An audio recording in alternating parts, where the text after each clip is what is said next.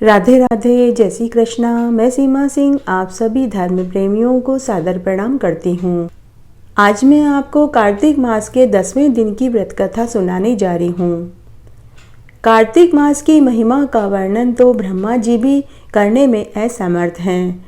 कार्तिक मास का स्नान व व्रत करने के लिए तो स्वर्ग में देवता भी लालायित रहते हैं। 33 कोटि देवता इस मास में मृत्युलोक के मनुष्यों के भाग्यों पर ईर्ष्या करते हैं। केवल मनुष्य ही ऐसा प्राणी है जो कार्तिक मास में स्नान व्रत कर पाते हैं। ऐसा भाग्य और किसी का नहीं होता। कार्तिक मास में सभी देवता स्वर्ग से मृत्युलोक में आकर पवित्र नदियों जैसे गंगा यमुना तीर्थों पर स्नान करने आते हैं। मनुष्य योनि बड़ी भाग्यशाली है। उसे कार्तिक स्नान व्रत और पूजा पाठ का फल मिलता है। जो मनुष्य कार्तिक मास में स्नान और व्रत करते हैं, दान पुण्य करते हैं, उनका यह सब परलोक में कई गुना होकर संचित हो जाता है। इस मास में श्री हरि जल में निवास करते हैं। इस मास में गंगा स्नान, दीप दान, यज्ञ हवन, व्रत पूजा पाठ करने से मनुष्य के 7 जन्मों के पाप नष्ट हो जाते हैं। अन्य व्रत करने से मात्र केवल स्वर्ग मिलता है, लेकिन कार्तिक मास में स्नान और व्रत करने से वैकुंठ का वास मिलता है। इस मास में व्रत करने का फल अग्निष्टोम यज्ञ करने जितना फल मिलता है। कार्तिक मास में व्रत, जप, तप, मंत्रों का जाप, दान पुण्य करने, दीप दान करने का फल असंख्य गुना होकर मिलता है। इस मास में तुलसी पूजा का विशेष लाभकारी फल प्राप्त होता है। जो मनुष्य कार्तिक मास में तुलसी पूजा करते हैं, उन्हें यमदूत का भय नहीं रहता। उन्हें यम के दूत डराते नहीं हैं। मरते समय की पीड़ा उन्हें झेलनी नहीं पड़ती। उनके लिए यम का मार्ग सुगम हो जाता है। जो मनुष्य पूरे कार्तिक मास में मंदिरों में बेलबूटे बनाते हैं, मांडने मांडते हैं, स्वास्तिक बनाते हैं, रोज संध्या के समय मंदिरों में दीपदान करते हैं, उनके पुत्र, पति, भाई दीर्घायु होते हैं। उनका सुहाग अखंड रहता है। उनके घर में धन, वैभव, लक्ष्मी, समृद्धि बढ़ती है। उनके बच्चों का विवाह समय पर होता है। इस मास में शालिग्राम भगवान व तुलसी विवाह भी करवाए जाते हैं। जो मनुष्य शालिग्राम भगवान व तुलसी जी का विवाह करवाते हैं, उन्हें सब सुख मिलते हैं। उनका घर धन धान्य से भरा रहता है। उनका मान सम्मान, वैभव, समृद्धि 10 दिशाओं में फैलती है। आइए अब हम कार्तिक मास के 10वें दिन की व्रत कथा सुनते हैं। राजा पृथु नारद मुनि से पूछते हैं कि हे महामुनि, कार्तिक मास में आपने विष्णु जी की पूजा का ज़्यादा महत्व बताया है। आपने कहा है कि कार्तिक मास में भगवान विष्णु की पूजा करने का विधान है। अब आप हमें बताइए कि इस मास में और किन किन देवताओं का व्रत करते हैं और पूजन करते हैं। तब नारद मुनि राजा पृथु से बोले कि हे राजन, जैसे आश्विन शुक्ल पूर्णमासी को ब्रह्मा जी का व्रत किया जाता है, वैसे ही कार्तिक कृष्ण चतुर्थी को गणेश जी का व्रत करते हैं। सप्तमी व अष्टमी को अहोई माता का व्रत करते हैं और अमावस्या को श्री लक्ष्मी जी का व्रत किया जाता है। सभी मन वांछित फल को देने वाला, अति पवित्र, पापों का नाश करने वाला, पुण्य को बढ़ाने वाला कार्तिक कृष्ण चतुर्थी का व्रत बताया गया है। यह व्रत सभी स्त्री और पुरुषों को करना चाहिए। वह स्त्री चाहे विवाहित हो, विधवा हो, सावित्री हो, कुमारी हो, प्रौढ़ हो, बाला हो, कन्या हो, सभी को यह व्रत करना चाहिए। जो स्त्रियां कार्तिक कृष्ण चतुर्थी का व्रत नहीं करती है, उन्हें वैधव्य का दुख देखना पड़ता है। अगर कुंवारी लड़कियां इस व्रत को करती है तो उन्हें अच्छा घर वर मिलता है। तब राजा पृथु ने नारद मुनि से कहा कि हे देव ऋषि, आप हमें कार्तिक कृष्ण चतुर्थी के व्रत की विधि भी बताइए।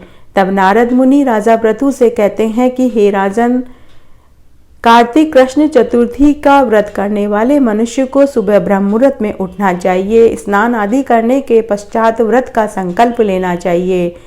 भगवान गणेश जी को चंदन का टीका लगाना चाहिए और 4 बेसन के लड्डू चढ़ाने चाहिए। घी का दीपक जलाना चाहिए। गणेश जी का पूजन करना चाहिए और रात्रि को चंद्रमा को अर्घ्य देना चाहिए। अर्घ्य देते समय मीठे मालपुए का भोग लगाना चाहिए। तब नारद मुनि राजा पृथु से कहते हैं कि हे राजन, व्रत की विधि मैं अच्छे से बताता हूँ। चतुर्थी से पहले तीज को महिलाओं को सिर धोना चाहिए। रात्रि को दातुन करना चाहिए, क्योंकि चतुर्थी के दिन दातुन नहीं करना चाहिए। चतुर्थी के दिन सुबह ब्रह्म मुहूर्त में उठकर स्नान आदि करने के पश्चात सुंदर गोटे के वस्त्र पहने और आभूषण धारण करें। साय के समय महो उत्सव करें। तब राजा पृथु ने नारद मुनि से पूछा कि हे देव ऋषि, यह महो उत्सव क्या होता है? तब नारद जी ने राजा पृथु से कहा कि हे राजन, स्वर्ण के पात्र में 10 अष्टक रखकर घी के दीपक जलावें। सब पात्रों में कलश रखें। अपना पात्र हाथ में लेकर यह प्रार्थना करें कि हे सौभाग्य, ये करवा हमारे हाथ से लो। हे कर्म वाली, नेत्रों में ज्योति देने वाली यह दीप लो। ऐसे 9 बार करें।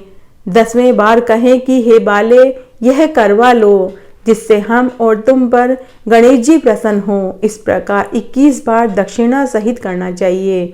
फिर यह सब करवे गुरु, वृद्धजनों, ब्राह्मणों और मंदिरों में रख दें। इसके पश्चात ब्राह्मण से कथा सुने और चंद्रमा आने पर चंद्रमा को अर्घ्य देवें। उसके पश्चात सम भोजन करें। जो कोई सौभाग्यशाली स्त्री इस व्रत को करती है, उसका पति चिरंजीव रहता है। तब राजा पृथु ने नारद मुनि से कहा कि हे देव ऋषि, गणेश चतुर्थी तो हर महीने में आती है, फिर कार्तिक मास की गणेश चतुर्थी ही क्यों श्रेष्ठ बताई गई है? इस व्रत को आज से पहले किस किस ने किया और उन्हें इस व्रत का क्या फल मिला, मैं वो कहानी भी आपसे सुनना चाहता हूँ।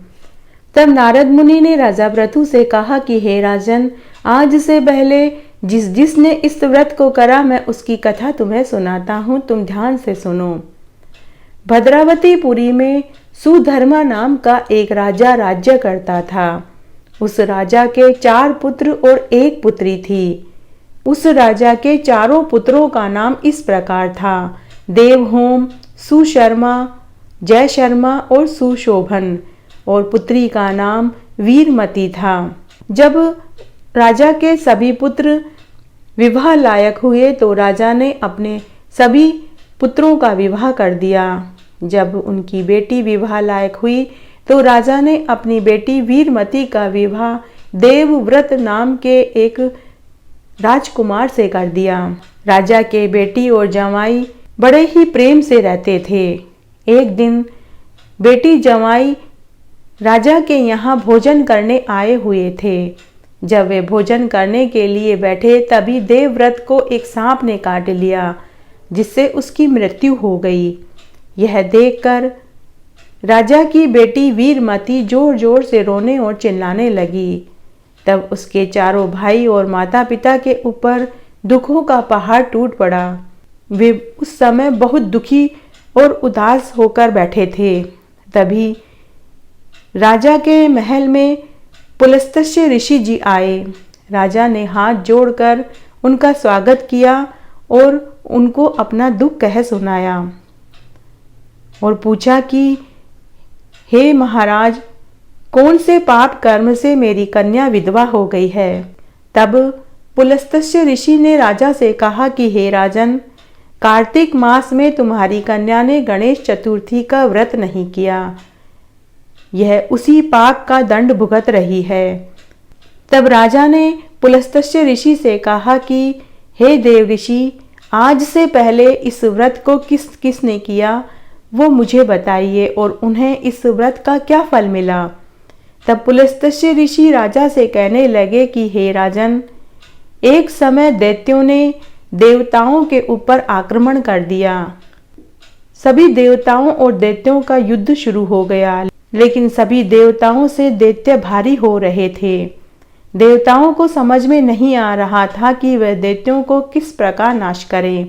तब एक दिन सभी देवता ब्रह्मा जी के पास गए और उन्हें अपना दुख कह सुनाया। तब ब्रह्मा जी ने सभी देवताओं को कार्तिक गणेश चतुर्थी का व्रत करने की सलाह दी। तब सभी देवताओं ने कार्तिक गणेश चतुर्थी का व्रत किया। उसके बाद सभी देवताओं ने दैत्यों से युद्ध किया, जिसमें देवताओं की विजय हुई और दैत्यों की हार हुई। देवताओं की विजय होने पर सभी देवता गणेश जी के पास गए और उनसे कहने लगे कि आपका कार्तिक गणेश चतुर्थी का व्रत करने से हमने दैत्यों पर विजय पा ली है। अब हम सभी देवता चाहते हैं कि हे गणेश, हे पुत्र, तुम कोई वर मांगो।